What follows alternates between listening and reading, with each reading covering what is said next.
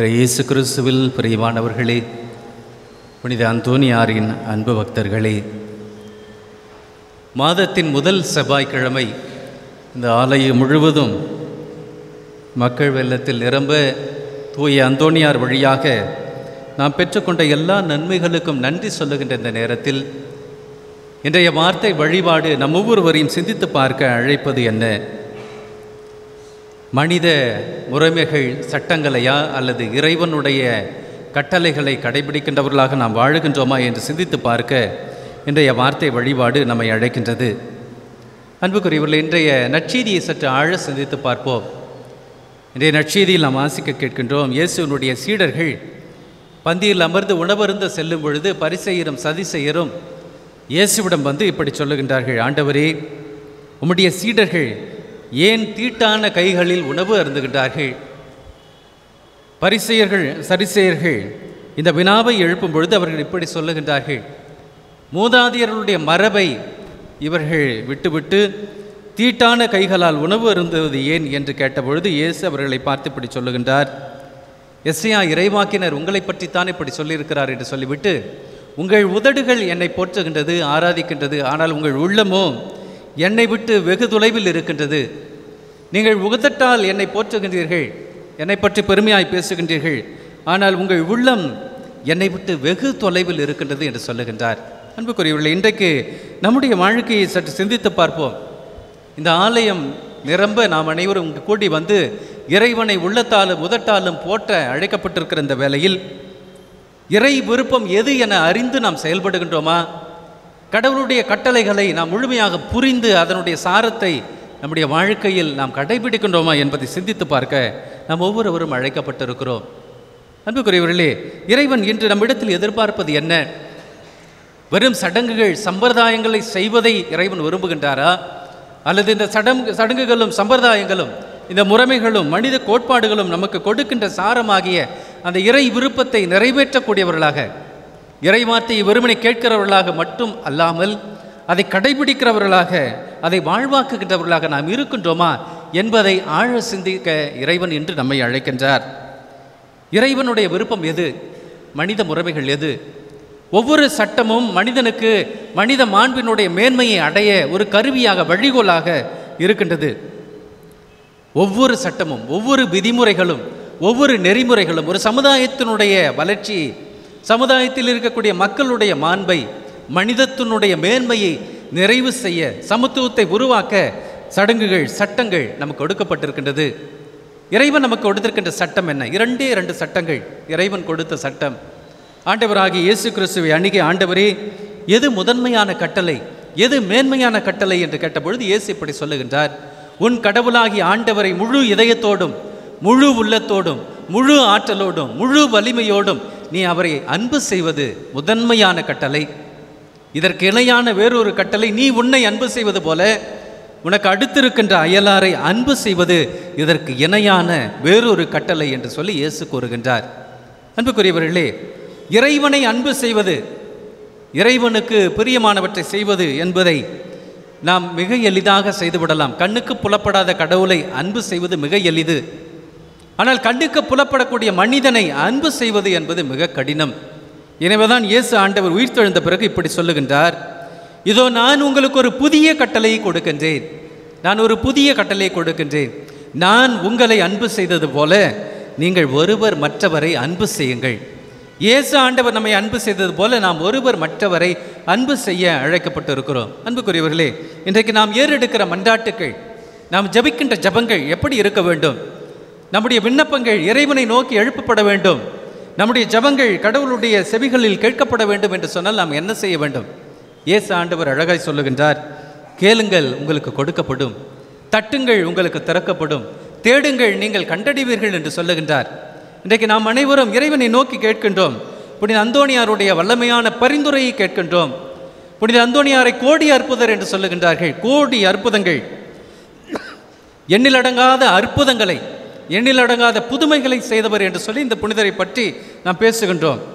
எப்படி இவருக்கு இப்படிப்பட்ட வல்லமை, எப்படி இவருக்கு இப்படிப்பட்ட மாண்பு, எப்படி இவருக்கு இப்படிப்பட்ட ஒரு புனிதத்தை, ஒரு வல்லமையை இறைவன் நமக்கு கொடுத்திருக்கின்றார், அவருக்கு கொடுத்திருக்கின்றார் என்று சிந்தித்து பார்த்தால் இயேசு கூறிய வார்த்தைகளை அவர் வாழ்வாக்கி இருக்கின்றார். அன்புக்குரியவர்களே, இன்றைய முதல் வாசகத்தில் நாம் வாசிக்க கேட்டோம், சாலமன் அரசர் ஒரு நீண்ட ஜெபத்தை மேறெடுக்கின்றார். எருசலேம் ஆலயத்தை கட்டி முடித்த பின்பு அந்த ஆலயத்தினுடைய அர்ச்சிப்பு விழாவின் பொழுது அவர் இப்படி ஜெபிக்கின்றார்.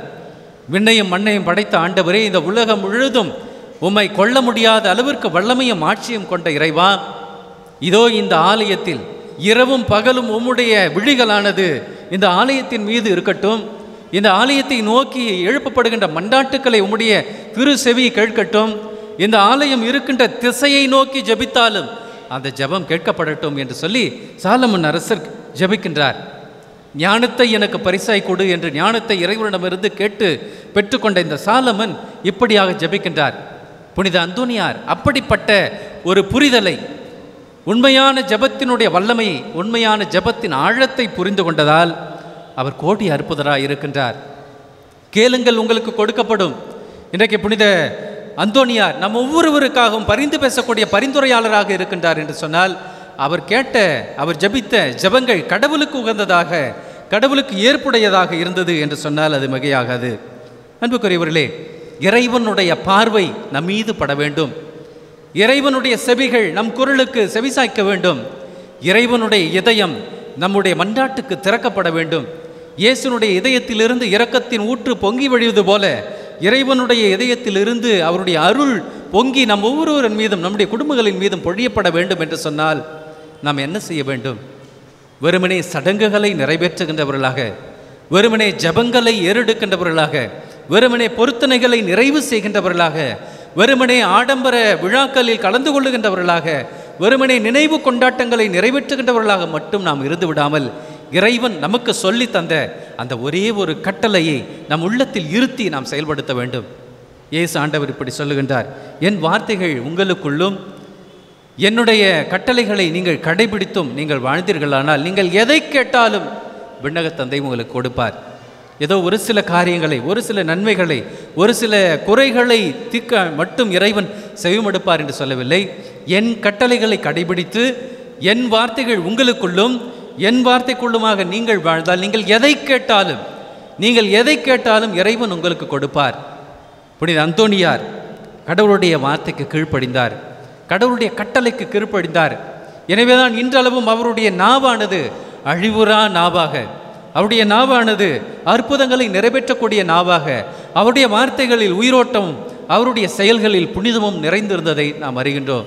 அன்புக்குரியவர்களே, இன்றைக்கு நற்செய்தியிலே ஆண்டவர் இயேசு இப்படி சொல்லுகின்றார், நீங்கள் வெறுமனே மனித கோட்பாடுகளை நேர்த்தியாக கடைபிடித்து கடவுளுடைய கட்டளைகளை புறம்பே தள்ளிவிடுகின்றீர்கள். இன்றைக்கு நாம் ஒவ்வொருவரும் நினைத்து பார்க்க வேண்டும்.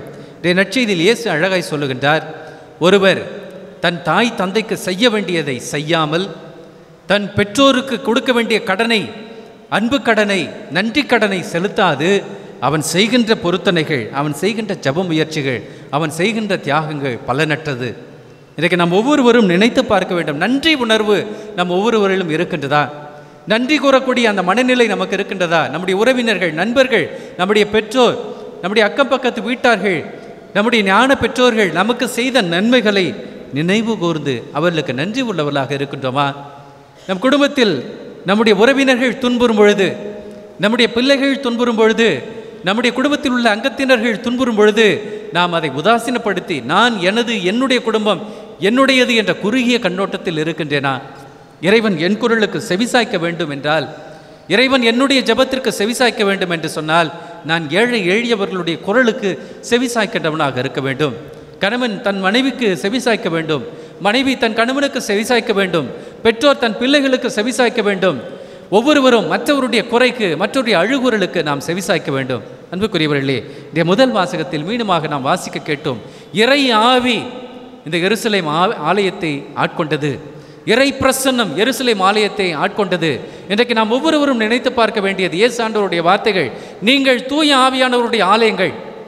நாம் ஒவ்வொருவரும் தூய ஆவியானவருடைய ஆலயம், உங்களுடைய ஒவ்வொருவருடைய உடலும் தூய ஆவியானவருடைய ஆலயம். இன்றைக்கு இயேசு ஆண்டவர் சொல்லுகின்றார், நீங்கள் வெறுமனே கரங்களை கழுவாததால் தீட்டு என்று சொல்லுகின்றீர்கள், வெறுமனே பாத்திரத்திற்கு வெளியாக அதை கழுவி விட்டு அது தூய்மையாகிவிட்டது என்று சொல்லுகின்றீர்கள். ஆனால் பாத்திரத்திற்குள்ளாக நீங்கள் தூய்மையாக்க வேண்டும், பாத்திரத்திற்குள்ளாக நீங்கள் கழுவ வேண்டும். இன்றைக்கு அப்படிப்பட்ட ஒரு சுத்திகரிப்பை, அப்படிப்பட்ட ஒரு தூய்மையாக்கக்கூடிய ஒரு நிலையை நம் ஒவ்வொரு இடத்திலும் இறைவன் எதிர்பார்க்கின்றார். தூய ஆவியானவருடைய ஆலயமாகிய இந்த உடலை, இந்த உள்ளத்தை நாம் என்ன செய்து கொண்டிருக்கிறோம்? தூய ஆவியானவருடைய ஆலயமாகிய நம்முடைய பெற்றோருடைய உடலுக்கு நாம் எப்படிப்பட்ட மரியாதை செலுத்துகின்றோம்?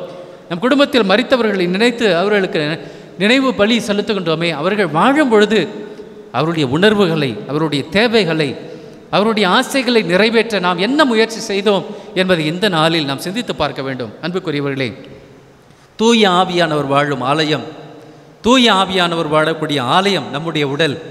இந்த உடலாகிய ஆலயத்தை நாம் தூய்மைப்படுத்த வேண்டும்.